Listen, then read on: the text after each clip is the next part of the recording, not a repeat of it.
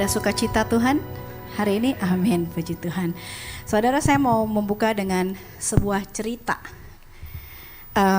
Cerita ini tentang keluarga polar bear, keluarga beruang kutub, yang terdiri dari papa beruang, mama beruang, dan anak beruang. Ya. Jadi satu hari si beruang kutub ini datang kepada mamanya. Si anak beruang kutub datang kepada mamanya dan dia bertanya sama mamanya, "Mah, bener gak aku ini beruang kutub?" Dia bilang gitu. Terus mamanya jawab, "Iya, kamu ini beruang kutub," gitu. Karena kenapa? Papa beruang kutub, mama beruang kutub, kamu pasti beruang kutub gitu kan. So anaknya, oke, terus dia pergi, dia ngajutin aktivitasnya seperti biasa. Tapi besok harinya dia datang lagi ke mamanya. Dia tanya lagi sama mamanya, "Mah, bener gak sih kalau aku ini beruang kutub?" Terus mamanya jawab lagi, "Iya, kamu beruang kutub. Papa beruang kutub, mama beruang kutub. Ya kamu apalagi, kamu pasti beruang kutub," gitu. Oke, kata anaknya. Dia main, dia pergi. Selang beberapa hari, si anak masih bingung. Dia datang lagi ke papanya. Dia tanya lagi, "Pap, I have a question," katanya.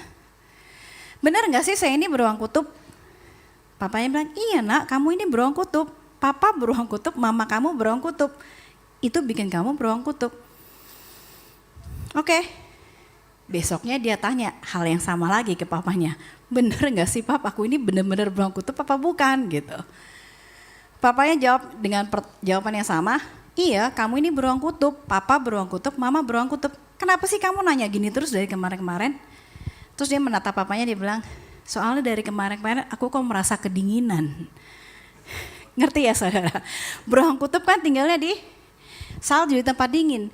Jadi di pikiran si anak ini, kalau saya beruang kutub, harusnya saya nggak merasa kedinginan. Kalau saya merasa kedinginan, lalu dia mulai mempertanyakan identitas dia. Benar nggak saya ini beruang kutub? Kita mungkin ketawa, kita mungkin mikir lucu nih anak atau bodoh mungkin ya. Tapi sebenarnya kadang itu terjadi sama kita.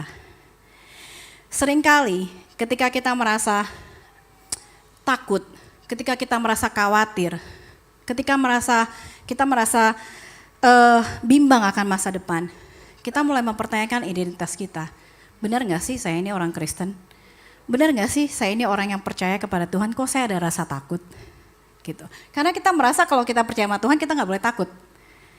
Atau ketika kita melakukan kesalahan, ketika kita marah di luar batasnya, ketika kita emosi, ketika kita tersinggung saat orang bicara kepada kita, lalu kita mulai merasa bersalah, kita mulai mempertanyakan, benar gak sih saya ini anak Tuhan?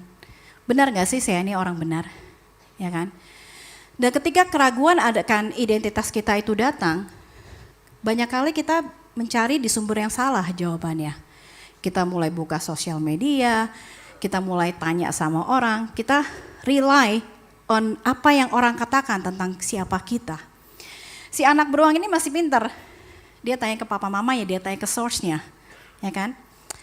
Saudara, beberapa minggu ini saya sedikit conscious sama my skin condition, sama keadaan kulit saya.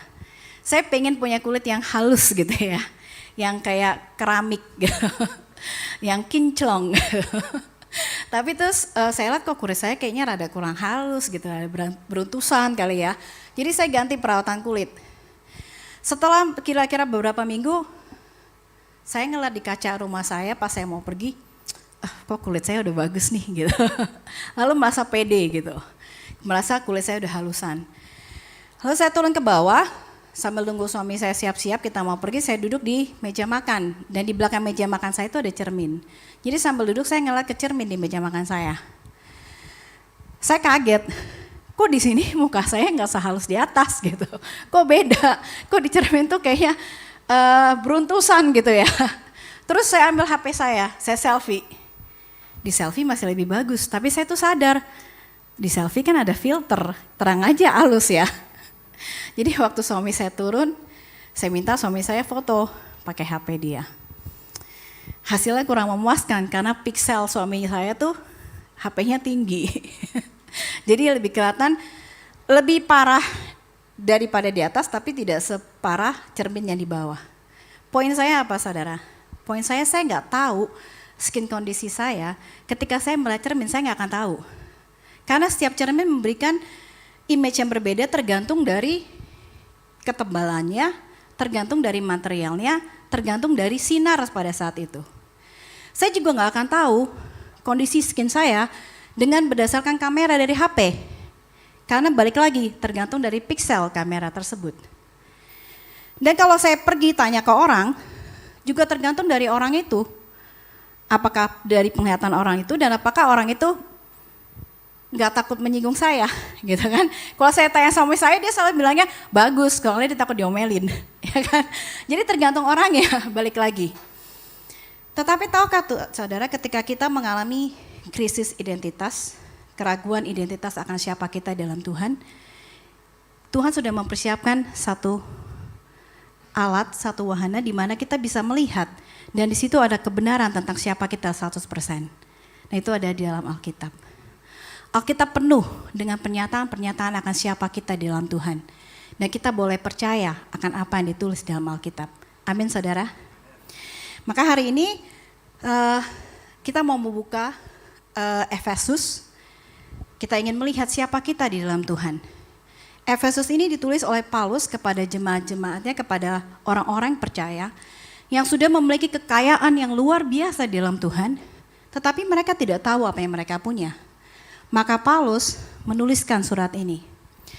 Dan Paulus menuliskan di Efesus di pasal 1 sampai 3 itu penuh dengan pernyataan akan siapa kita dalam Tuhan.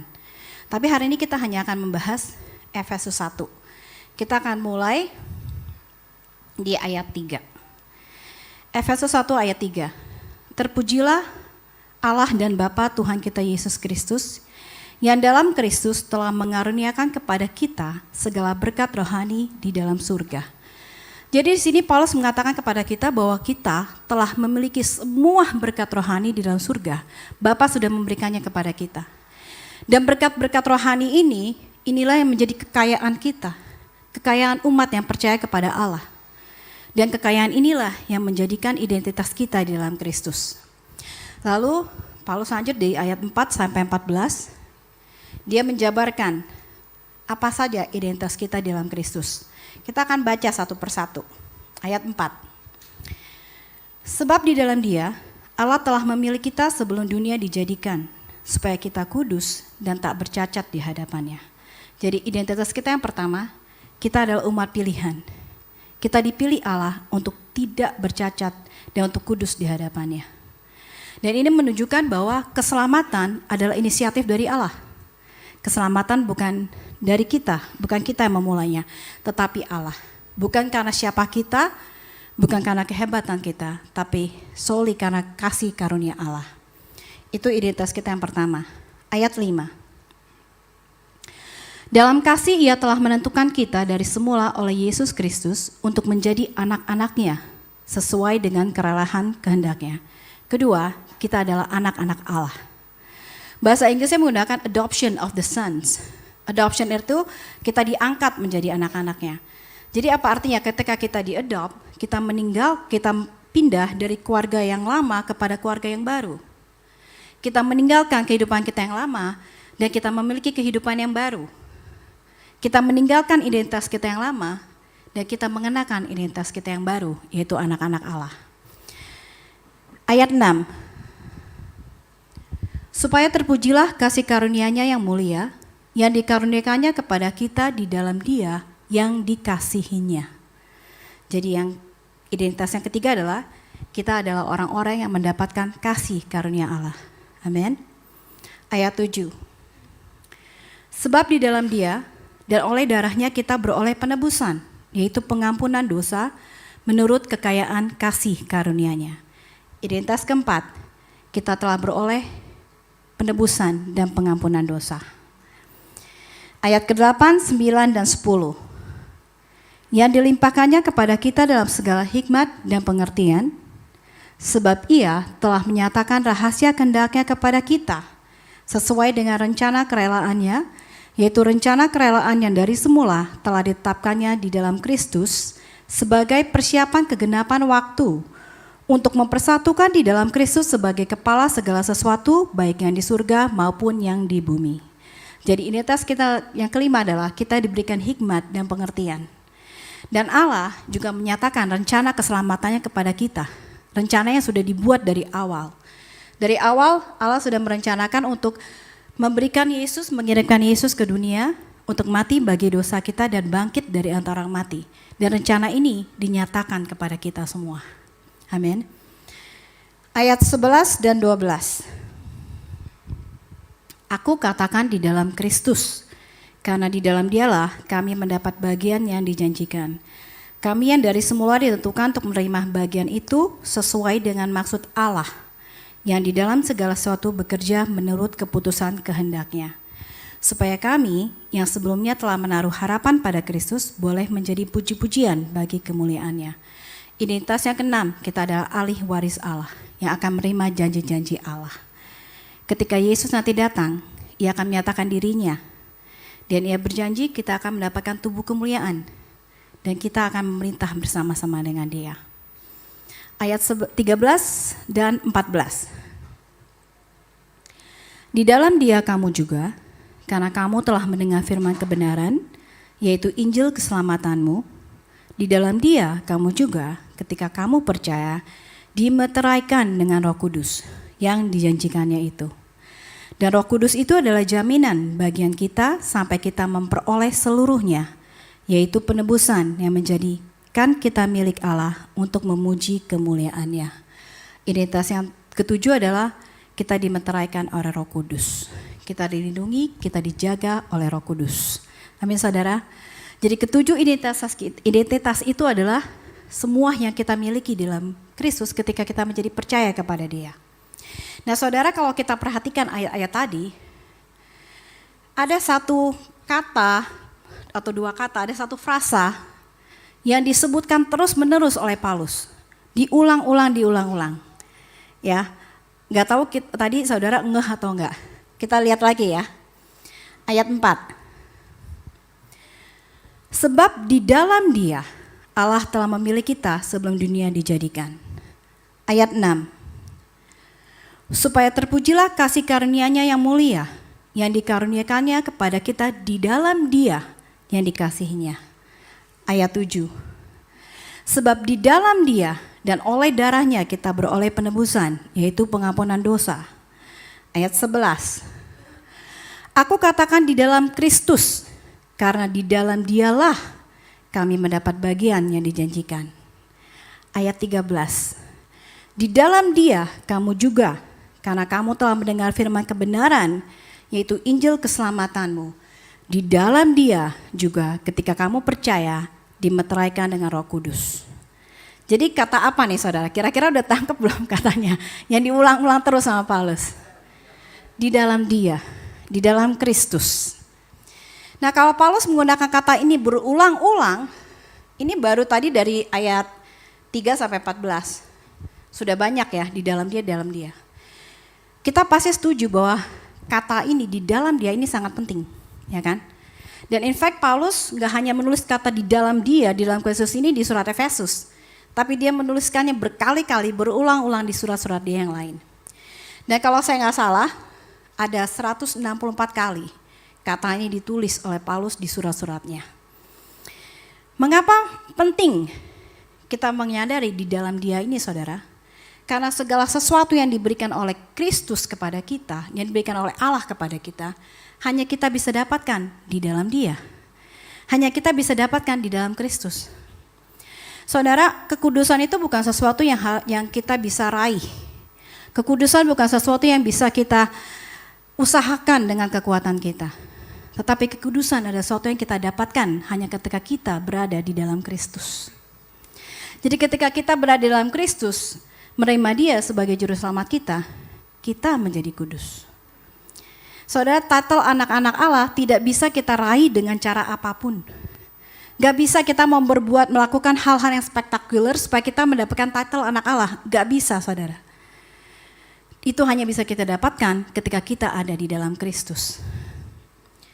Pengampunan dosa tidak bisa kita dapatkan dengan melakukan perbuatan baik untuk menebus dosa kita.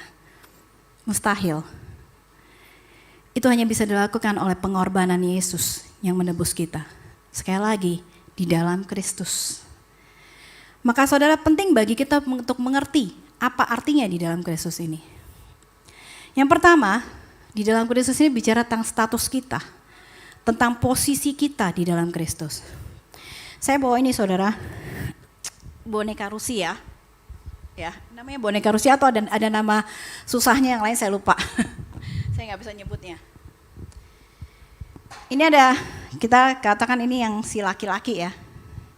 Di dalamnya ini, di dalam ini kalau saya buka, ada boneka kecil lainnya. Jadi ada boneka-boneka kecil lainnya, makin dibuka makin ada boneka kecil. Dan ini ada si wanita. Saya akan taruh wanita ini di dalam si laki-laki ini kan ya. Lalu saya pindahkan si laki-laki ini ke bawah mimbar. Wanitanya ada di mana saudara? Ya, di dalam dia, di bawah mimbar juga. Saya pindahin ini ke atas podium ini. Di mana si wanita? Di atas podium juga. Jadi apa yang terjadi dengan si laki-laki ini terjadi kepada si wanita. Bagaimana si laki-laki ini, begitu pula si wanita. Begitu juga kita di dalam Kristus, saudara. Bagaimana Kristus, begitu pula kita. Amin. Kita menjadi orang benar karena kebenaran Kristus. Karena kita ada di dalam Dia. Maka kita menjadi orang benar, bukan karena kebenaran kita sendiri. Bagaimana Allah memandang Kristus, begitulah Allah memandang kita. Kita bisa memperoleh pengampunan dosa, karena Yesus sudah mati bagi kita. Ketika Yesus mati di kayu salib, kita pun mati bersama Dia. Dan dosa kita diampuni. Ketika Dia bangkit, kita pun bangkit bersama Dia, dan kita memperoleh kehidupan. Luar biasa saudara.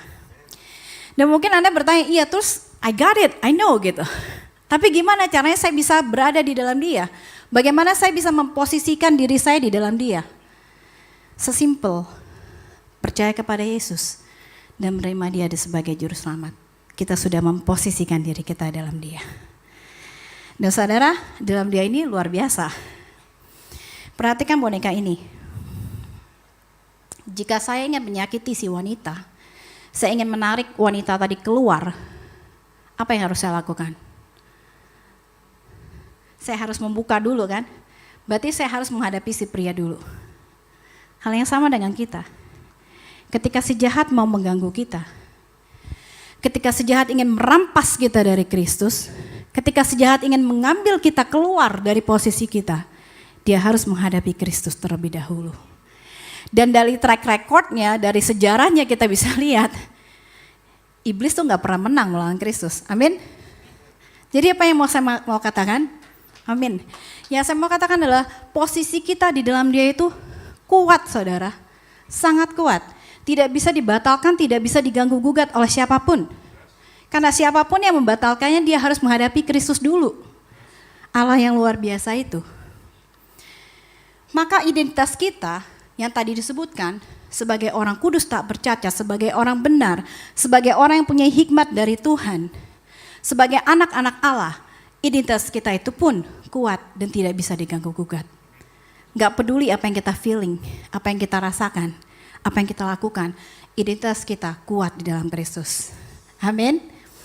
Yang kedua, di dalam Kristus berbicara tentang hubungan, tentang relationship. Dikatakan Kristus di dalam kita, di dalam Kristus dan Kristus di dalam kita. Ini merupakan satu union, satu kesatuan. Ini menandakan hubungan yang terus-menerus berlangsung. Saudara, segala sesuatu yang tadi Paulus tuliskan, semua kekayaan kita dalam Kristus, identitas kita di dalam Dia, itu sudah ada dalam kita. Sudah ada dalam kita. Tetapi jika kita tidak bisa memanifestasikannya dalam kehidupan kita, maka itu menjadi sesuatu yang sia-sia. Itu hanya menjadi sebuah teori yang kita tahu. Berkat-berkat rohani yang sudah diberikan oleh Allah kepada kita di dalam Kristus, itu harus bisa mengubah kehidupan kita. Harus memiliki dampak di dalam kehidupan kita. Dan untuk memiliki dampak itu, kita perlu membina hubungan dengan Kristus. Amin.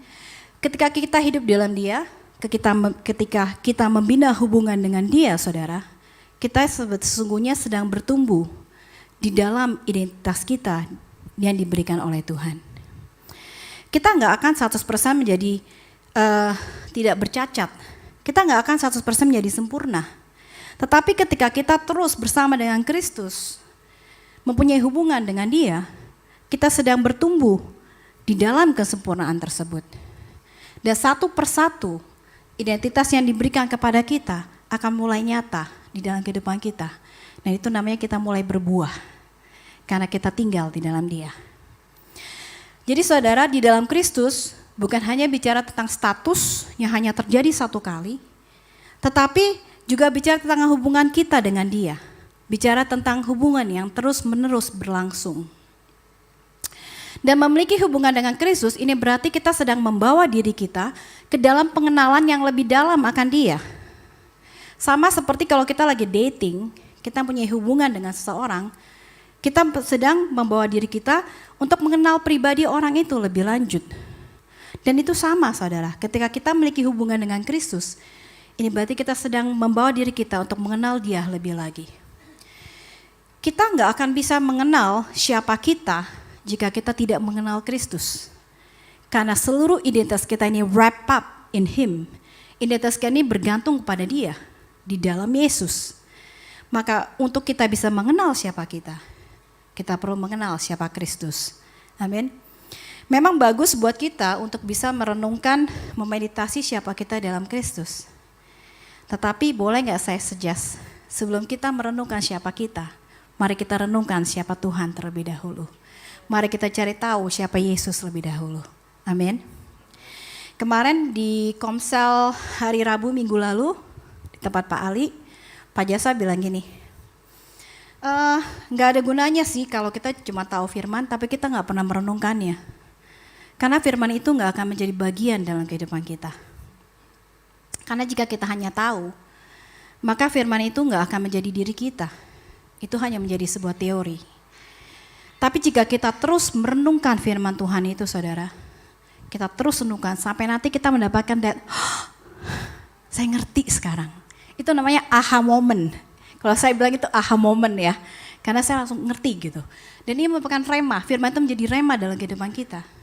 Dan ini yang saya encourage buat kita semua untuk melakukannya dalam keseharian kita. Di dalam kesibukan kita, take a moment to pause. Renungkan siapa Yesus. Renungkan apa yang sudah Dia kerjakan buat kita. Renungkan bahwa Allah yang luar biasa itu turun ke dunia, mengosongkan dirinya, menjadi manusia, mati bagi kita, dan bangkit supaya kita bisa memperoleh kehidupan baru. Renungkan betapa dahsyatnya kasih-Nya kepada kita. Bagaimana Dia gak pernah meninggalkan kita satu detik pun. Renungkan akan siapa Dia, bahwa Dia adalah Allah yang luar biasa, Dia adalah Allah yang baik. Kenali pribadi Dia itu. Take a moment every day. Waktu kita istirahat, di tempat kerja kita, take a moment, 1-2 menit untuk merenungkan betapa baiknya Tuhan.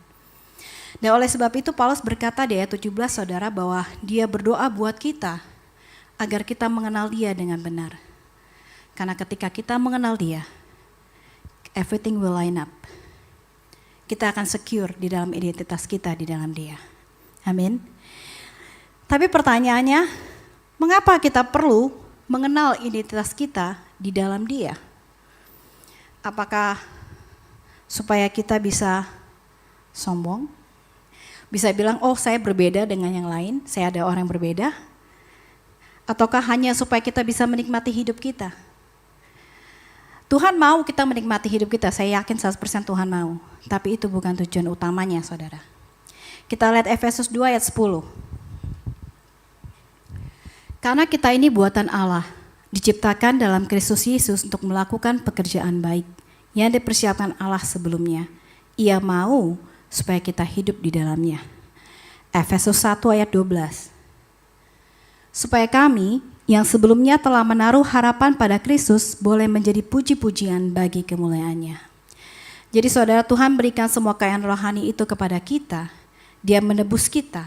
Dia memberikan kita hikmat dan pengertian. Dia memeteraikan kita dengan Roh Kudus supaya kita bisa melakukan pekerjaan baik dan memuliakan nama-Nya. Amin. Agar sama seperti Dia yang membawa terang kepada kehidupan di dunia ini, kita pun menjadi terang bagi orang-orang yang kita temui di sekitar kita. Saudara, kita melakukan perbuatan baik bukan agar kita diselamatkan.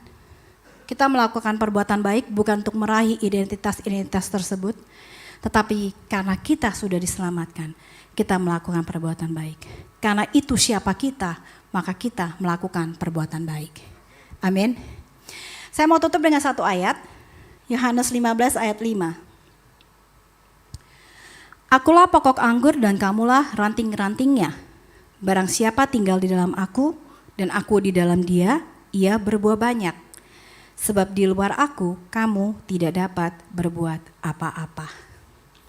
Saudara, sangat penting bagi kita untuk menyadari ini, bahwa kita hanya bisa berbuah ketika kita tinggal di dalam Kristus. Di luar Dia, kita nggak bisa berbuat apa-apa. Nggak bisa, saudara. Dan jika kita menyadari hal ini, kita akan tahu bahwa kita ini bukan siapa-siapa. Kita nggak bisa menghasilkan apa-apa tanpa Kristus. Karena seluruh keberadaan kita itu berasal daripada Dia. Bukan karena kehebatan kita, bukan karena kebaikan kita, tapi benar-benar karena kasih-Nya, karena kemurahan hati-Nya kepada kita, saudara. Ini kelihatan simple, ini kelihatannya basi, kayak diulang-ulang terus. Tapi saudara, kalau kita nggak bisa mengerti kedalaman ini, jika kita tidak merenungannya, kita nggak bisa mengerti sungguh-sungguh betapa hebatnya Tuhan kita. Karena sungguhnya banyak orang percaya yang saya memperkatakan, aku adalah orang yang berkuasa, aku memiliki kuasa, aku adalah pemenang, aku mempunyai hikmat, aku memiliki pikiran Kristus. Tapi mereka lupa frase berikutnya, mereka lupa memperkatakan di dalam Kristus. Sehingga kenapa? Sehingga mereka hanya fokus kepada diri mereka lupa fokus kepada Kristus, dan mereka menjadi sombong, mereka lupa.